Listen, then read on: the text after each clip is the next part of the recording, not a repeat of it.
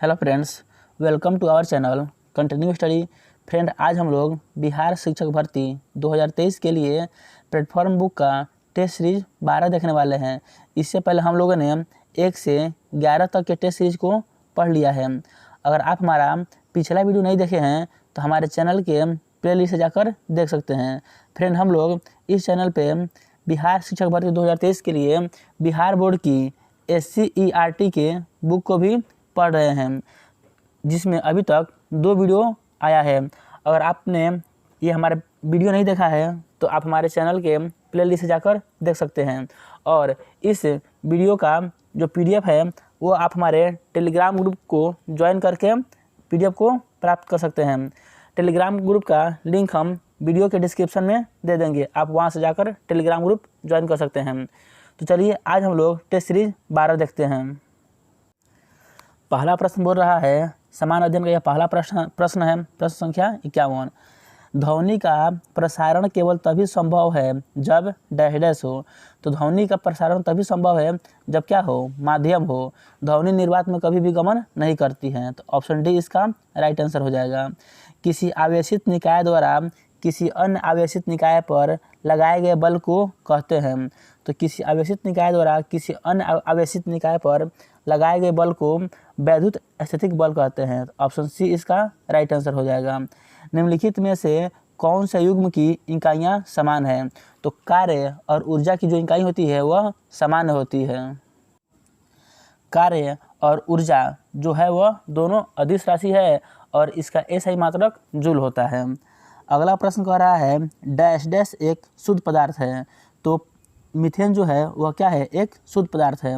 चीनी का घोल, वायु और दूध यह मिश्रण है, लेकिन जो मीथेन है वह एक शुद्ध पदार्थ है। अगला प्रश्न बोल रहा है, पदार्थ के कणों के बीच आकर्षण बल डैश डैश में अधिकतम होता है। तो पदार्थ के कणों के बीच जो आकर्षण बल होता है वह ठोस में अधिकतम होता है। तो यहाँ पर राइट आंसर हो जाएगा ऑप्शन ए, तांबे की छड़। इसमें आकर्षण बल अधिक होगा। मानव पाचन तंत्र में डैश डैश से पित्त रस का स्राव होता है। तो मानव पाचन तंत्र के यकृत से पित्त रस का स्राव होता है। निम्नलिखित में से कौन से पौधे में आवरण रहित बीज पाए जाते हैं। तो देवदार पौधा है, इसमें आवरण रहित बीज पाया जाता है। धातु कर्म एक प्रक्रिया है। धातु कर्म में अयस्क से धातुओं को निकालने की यह एक प्रक्रिया है। तो ऑप्शन ए इसका राइट आंसर हो जाएगा।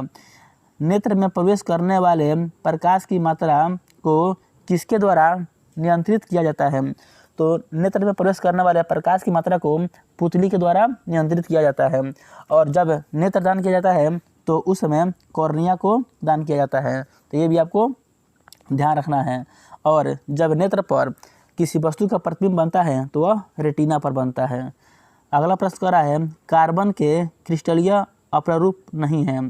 तो कार्बन के क्रिस्टलीय अपरूप ग्रेफाइट है, फ्लोरीन है, हीरा है, लेकिन कोयला कार्बन का अपरूप नहीं है। तो ऑप्शन सी इसका राइट आंसर हो जाएगा। जो हीरा है वह सबसे कठोर पदार्थ होता है। डैश डैश प्रकृति में विद्युत धनात्मक है। तो जो धातु है वह विद्युत धनात्मक होता है। Option C. निष्क्रिय विलयन का pH मान होता है। तो जो विलयन निष्क्रिय होता है उसका pH मान 7 होता है।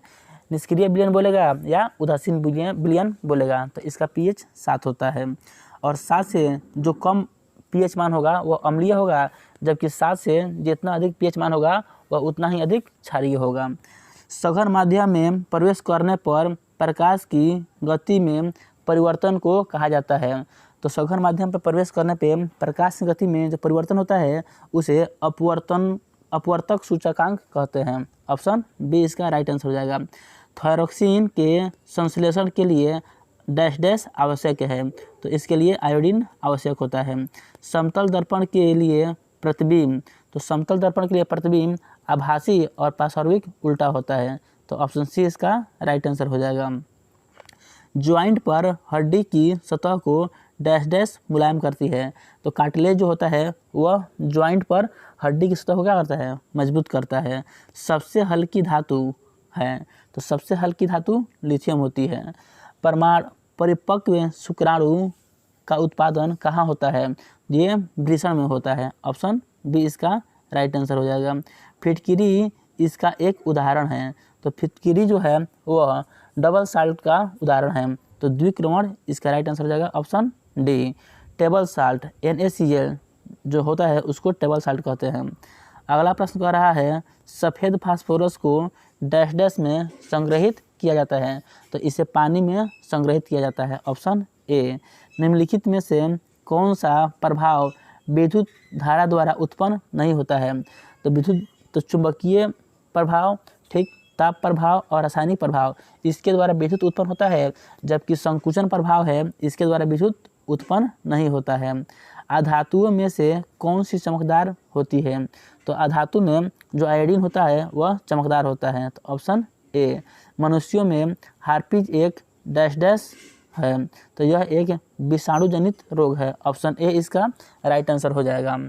अगला प्रश्न कर रहा है निम्नलिखित कथनों में से कौन सा कथन गलत है।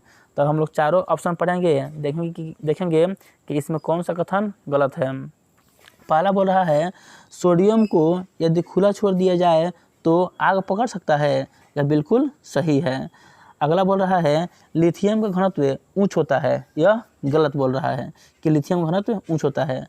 आगे पढ़ते हैं कार्बन एक अधातु है, यह सही है। आयोडीन एक चमकदार अधातु है, अभी हमने ऊपर देखा था कि आयोडीन क्या है, एक चमकदार अधातु है, तो यह भी सही है। तो इसमें ऑप्शन बी गलत है और जो गलत है वही हमारा उत्तर हो जाएगा, ऑप्शन बी इसका राइट आंसर हो जाएगा।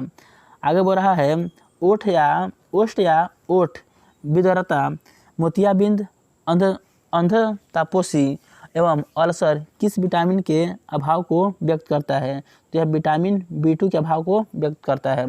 विटामिन बी की कमी से बेरी रोग होता है, यह भी ध्यान रखना है। व्यक्ति अपनी दाढ़ी बनाने के लिए जिस दर्पण को प्रयोग में लाता है वह दर्पण कौन दर्पण है। तो वह अवतल दर्पण होता है, ऑप्शन बी इसका राइट आंसर हो जाएगा। अगला प्रश्न है जीवाणु एवं वायरस से रक्षा करने वाले कोशिकांग हैं।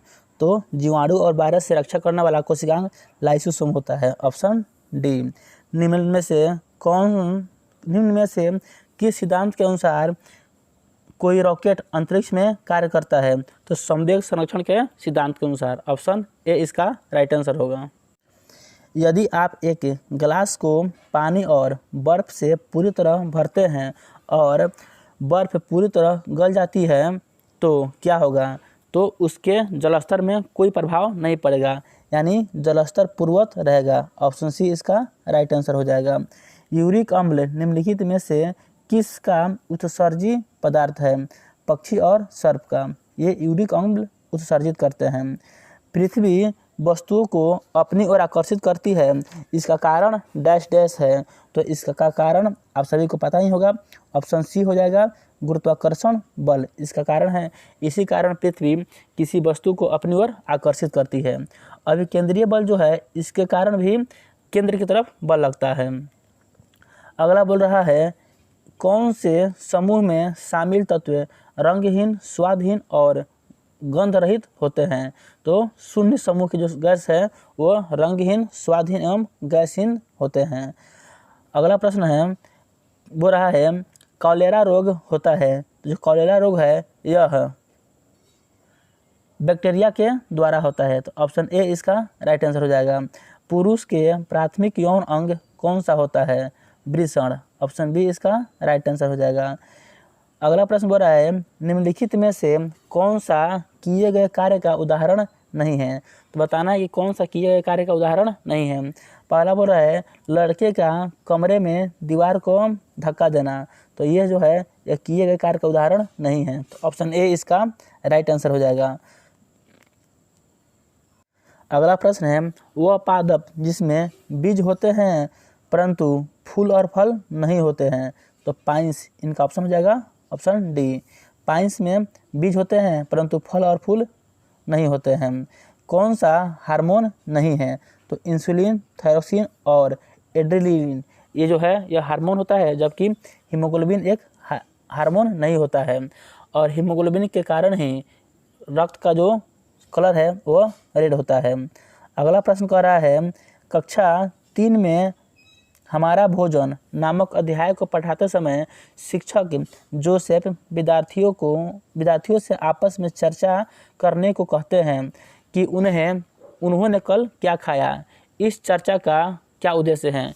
ये जो प्रश्न है वो आपके पेडागोजी से संबंधित प्रश्न है। पहला बोल रहा है ऑप्शन ए में अपने साथियों से साझा करना कि उन्होंने क्या खाया। दूसरा बोल रहा है भोजन की विविधता के पहलुओं को साझा करना। सी बोल रहा है संतुलित आहार क्या है इसकी चर्चा करना।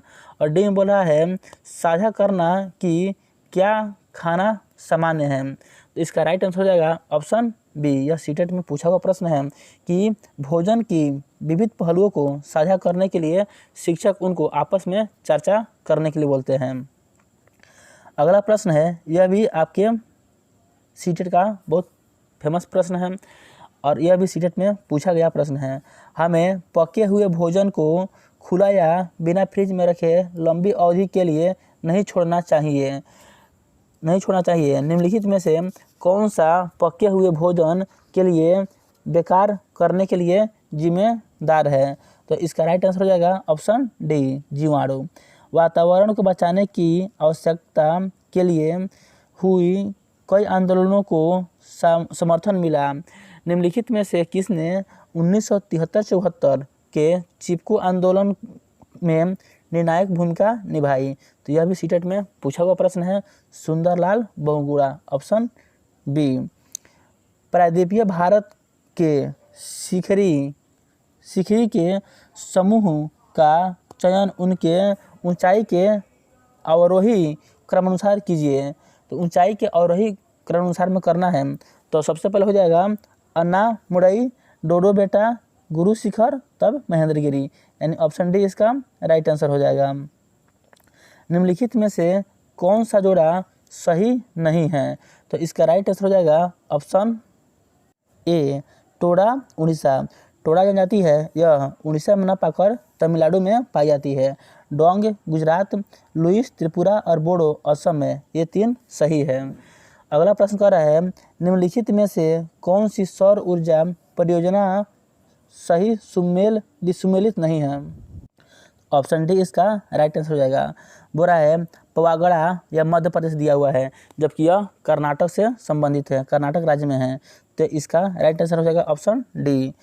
बाकी जो 3 दिया हुआ है ये तीनों सही है। निम्नलिखित में से कौन सा वायु प्रदूषण शहरी क्षेत्र में सर्वाधिक प्रभावी है?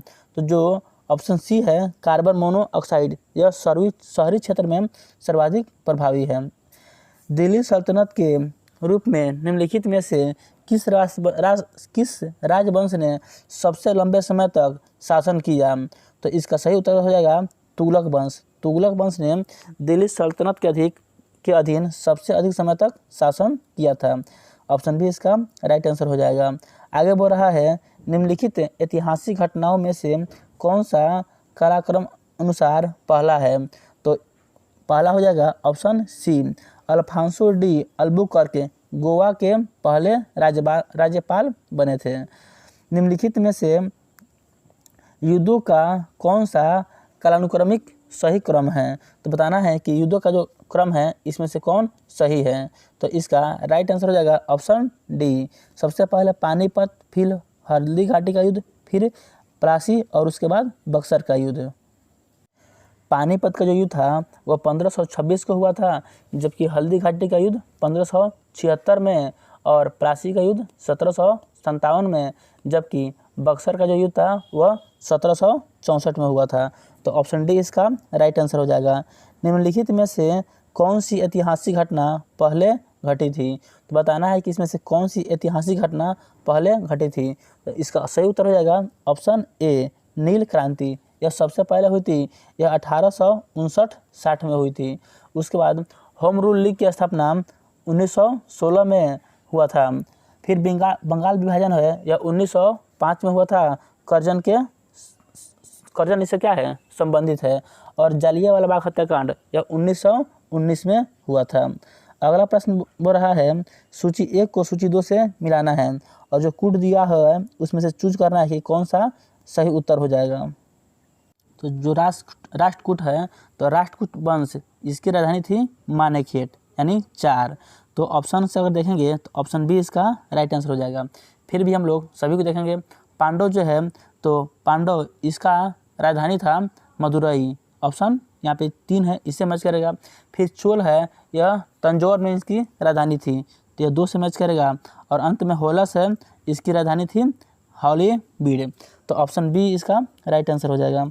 आगे बढ़ा है, निम्नलिखित में से कौन सा महाजनपद आज भारत का अंग नहीं है? तो जो गंधार है यह पाकिस्तान में है, आज भारत का अंग नहीं है। निम्नलिखित में से कौन सा कालक्रमानुसार पहला है? तो बताना ये कौन सा पहला है।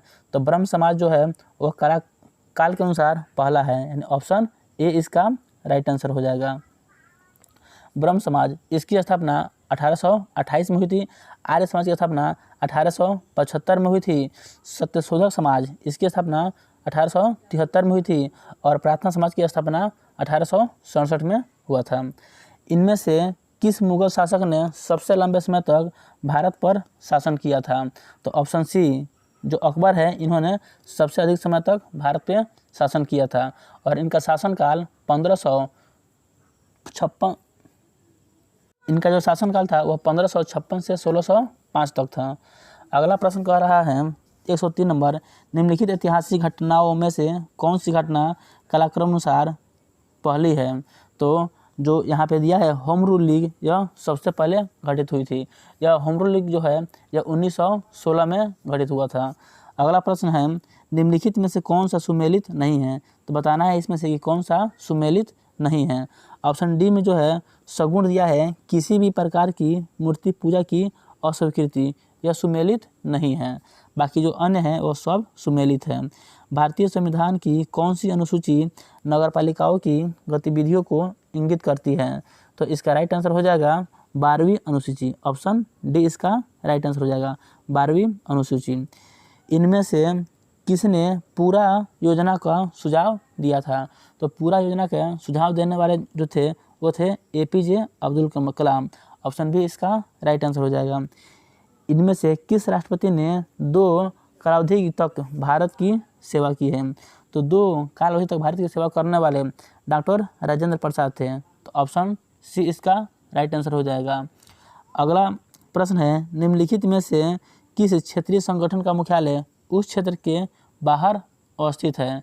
तो option A organisation of the petroleum exporting country, इसका जो मुख्यालय है वह बगदाद में है, तो ऑप्शन ए इसका राइट आंसर हो जाएगा। निम्नलिखित में से किस देश के संविधान से समवर्ती सूची का विचार भारतीय संविधान के लिए अपनाया गया है? तो यह ऑस्ट्रेलिया से अपनाया गया है, ऑप्शन सी इसका राइट आंसर हो जाएगा। निम्नलिखित में से कौन सा संविधान संशोधन भू स्तर पंचायत पर लोकतंत्र प्रदान करता है? तो ऑप्शन ए जो 73वां संविधान संशोधन, इसका राइट आंसर हो जाएगा। अगला प्रश्न कह रहा है, उच्चतम न्यायालय के न्यायिक पुनर्विचार अधिकार के संबंध में निम्नलिखित में से कौन सही नहीं है? तो इसका राइट आंसर हो जाएगा ऑप्शन डी, अपने ही फैसले पर पुनर्विचार और सुधार का अधिकार नहीं, यह गलत बोल रहा है, तो इसका ऑप्शन सही हो जाएगा ऑप्शन डी, यह सही नहीं है। बाकी ये बोल रहा है संसद द्वारा पारित कानून, यह भी सही है। विधानसभा द्वारा पारित कानून, यह भी सही है। और कार्यकारी आदेश और अध्यादेश, यह भी सही है, ऑप्शन डी इसका राइट आंसर हो जाएगा। निम्नलिखित में से कौन अंतर्राज्यीय समिति के अध्यक्ष होते हैं? तो सबसे बड़े राज्य के मुख्यमंत्री दिया है पहला में, बी में दे रहा है केंद्रीय गृह मंत्री, सी में दे रहा है प्रधानमंत्री, तो ऑप्शन सी इसका राइट आंसर हो जाएगा। प्रधानमंत्री ये अंतर्राज्यीय समिति के अध्यक्ष होते हैं। अब यहाँ पे देखिए सूची 1 और सूची 2 दिया है, इसको मैच करना है और कूट से आपको आंसर ढूंढना है। तो चलिए देखते हैं। जो प्राथमिक क्षेत्र है यह कच्चे माल के निष्कर्षण से इस क्षेत्र से आता है। पंचक जो क्षेत्र है वह उच्च स्तरीय निर्णय से मैच कर जाएगा, यानी इसका डी हो जाए 4 हो जाएगा। जो तृतीय जो क्षेत्र है वह सेवाएं से संबंधित है और जो द्वितीय क्षेत्र है यह निर्माण से संबंधित है, यानी जो कूट है इसमें से कूट बी राइट हो जाएगा। अगला प्रश्न कह रहा है, इनमें से किसने दूरगामी आर्थिक सुधारों को शुरू किया? तो दूरगामी आर्थिक सुधारों को शुरू करने वाले नरसिम्हा राव थे, तो ऑप्शन सी इसका राइट आंसर हो जाएगा। फ्रांस की क्रांति के समय वहाँ का राजा कौन था? तो फ्रांस की क्रांति के समय वहाँ के राजा लुई 16वां था। Option B. निम्नलिखित में से भारत के किस राज्य में सबसे अधिक संख्या में कार्यान्वित विशेष आर्थिक क्षेत्र है? तो ऑप्शन सी पश्चिम बंगाल इसका सही उत्तर हो जाएगा तमिलनाडु। ऑप्शन सी इसका राइट आंसर हो जाएगा। अगला प्रश्न कह रहा है निम्नलिखित में से किस राज्य की सीमा 3 पड़ोसी देशों से मिलती है? तो बताना है कि किस राज्य की सीमा 3 पड़ोसी देशों से मिलती है। तो जो पश्चिम बंगाल है इसकी सीमा जो है वह 3 पड़ोसी देशों से मिलती है, नेपाल, भूटान और बांग्लादेश। अगला प्रश्न बोल रहा है निम्नलिखित में से भारत का कौन सा प्रमुख बंदरगाह दीनदयाल बंदरगाह के नाम से जाना जाता है? तो जो कांडला बंदरगाह है यह दीनदयाल के नाम से जाना जाता है। 2011 की जनगणना के अनुसार निम्नलिखित में से कौन सा जनसंख्या अभिलक्षण बेमेल है? तो बताना है कि कौन सा जनसंख्या अभिलक्षण है वह बेमेल है। तो पहला बोल रहा है शहरी आबादी का अधिकतम प्रतिशत गोवा में है, तो सही है। सर्वाधिक महिला अनुपात ईसाई, यह भी सही है। ऑप्शन सी बोल रहा है अधिकतम आबादी घनत्व पश्चिम बंगाल, यह गलत है। तो ऑप्शन सी इसका राइट आंसर हो जाएगा। निम्नलिखित में से कौन सा संरक्षित जैव मंडल छत्तीसगढ़ राज्य में है? तो बताना है कि कौन सा जैव मंडल छत्तीसगढ़ राज्य में है। तो अचन कमार जो है यह छत्तीसगढ़ राज्य में है। ऑप्शन ए इसका राइट आंसर हो जाएगा। वर्साई की संधि के किस महादेश का मानचित्र बदल दिया? वर्साई की संधि ने किस महादेश का मानचित्र बदल दिया? तो यूरोप का। ऑप्शन डी इसका राइट आंसर हो जाएगा। लंबाई की दृष्टि से निम्नलिखित में से कौन सी नदी सबसे लंबी है? तो इसका राइट आंसर हो जाएगा गोदावरी नदी। जो 4 ऑप्शन में इसमें गोदावरी नदी जो है वह सबसे लंबी है लंबाई की दृष्टि से। तो ऑप्शन सी इसका राइट आंसर हो जाएगा। अब यहाँ पे फिर से मैच करने वाला दिया है और कुंड दिया हुआ है। यहाँ पे समाचार पत्र दिया है और इधर प्रारंभ करने वाला व्यक्ति दिया हुआ है। तो यहाँ पे जो दिया है बॉम्बे क्रॉनिकल, इसको फिरोज शाह मेहता ने प्रारंभ किया था। तो ये 3 से मैच कर जाएगा। फिर है कॉमनवेल्थ, तो जो कॉमनवेल्थ है वो उसे एनी बेसेंट ने प्रारंभ किया था। लीडर को मदन मोहन मालवीय ने प्रारंभ किया था और सर्च लाइट को सच्चिदानंद सिन्हा ने प्रारंभ किया था। तो इसका कुंठ हो जाएगा ऑप्शन सी। अगला प्रश्न कह रहा है शिवाजी के गुरु का क्या नाम था? तो सभी को पता ही होगा शिवाजी गुरु का क्या नाम था? रामदास। ऑप्शन सी इसका राइट आंसर हो जाएगा। बिहार में होम रूल आंदोलन के संस्थापक थे? तो मजहरुल हक। Option B. बिहार का अधिकांश क्षेत्र आच्छादित है। क्या बताना है कि बिहार का जो अधिकांश क्षेत्र है वह किससे आच्छादित है? तो इसका राइट आंसर हो जाएगा कछारी मिट्टी से। ऑप्शन बी इसका राइट आंसर हो जाएगा। भारत के राज्यों में से जूट की दृष्टि से बिहार का स्थान क्या है? तो इस बिहार का स्थान इसमें दूसरा है। Option B. भारतीय संविधान का कौन सा अनुच्छेद अंतर्राज्यीय नदी जल विवाद से संबंधित है? तो जो अनुच्छेद 262 है वह अंतर्राज्यीय जल नदी विवाद से संबंधित है।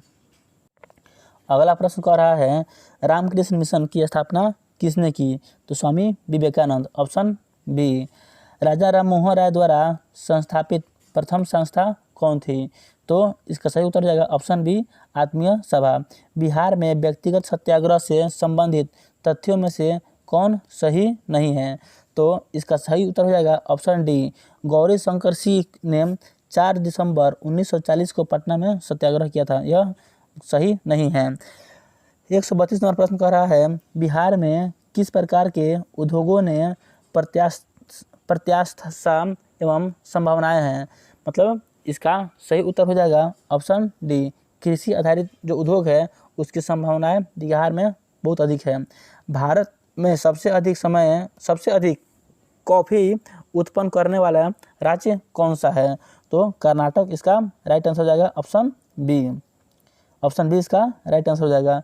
बिहार की सबसे पुरानी नहर कौन है? तो बिहार की सबसे पुरानी नहर सोन नहर है। ऑप्शन ए इसका राइट आंसर हो जाएगा। भारतीय संविधान की 11वीं अनुसूची में पंचायतों के लिए कुल कितने विषय निर्धारित किए गए हैं? तो पंचायतों के लिए 29 विषय निर्धारित किए गए हैं। भारतीय संविधान के किस संशोधन के तहत उच्च न्यायालय के न्यायाधीशों के सेवानिवृत्ति की आयु 60 से 62 वर्ष की गई थी। तो यह जो संशोधन था 15वां संविधान संशोधन, उसमें यह किया गया था। ऑप्शन सी इसका राइट आंसर हो जाएगा। डैश डैश का मतलब है कि सर्वोच्च न्यायालय के मामले और उनमें शामिल कानूनी मुद्दों पर विचार करना। तो इसका राइट आंसर हो जाएगा अपीलीय अधिकार क्षेत्र, ऑप्शन सी।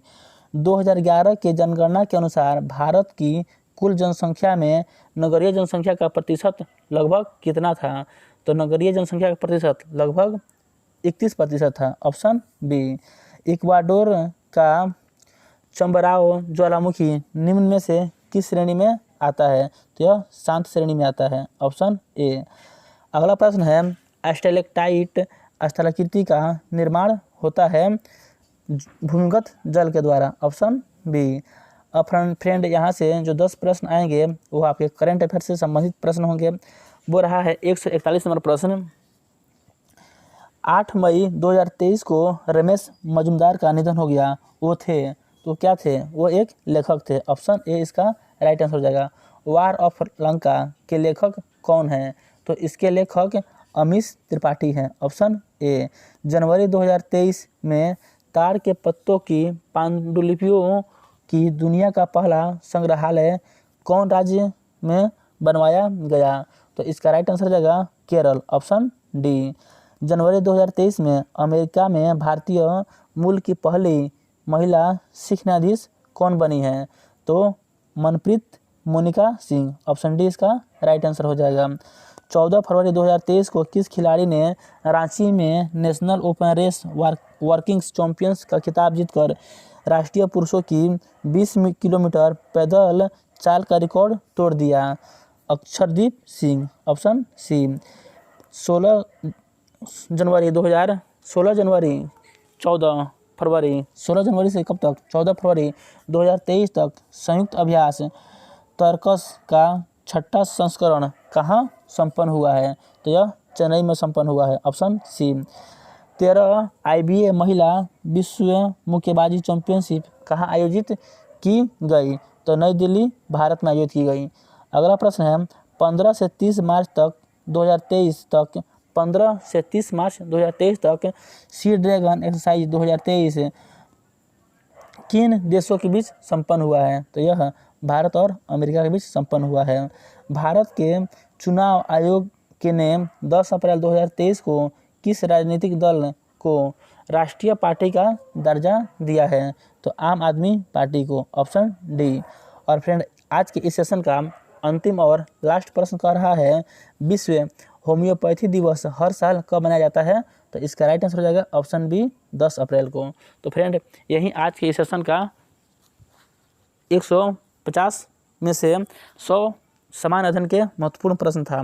तो ये वीडियो आपको कैसा लगा कमेंट करके जरूर बताइएगा, और वीडियो अच्छा लगे तो लाइक और शेयर जरूर करें तथा चैनल को भी सब्सक्राइब करें। तो चलिए मिलते हैं नेक्स्ट वीडियो में, तब तक के लिए जय हिंद।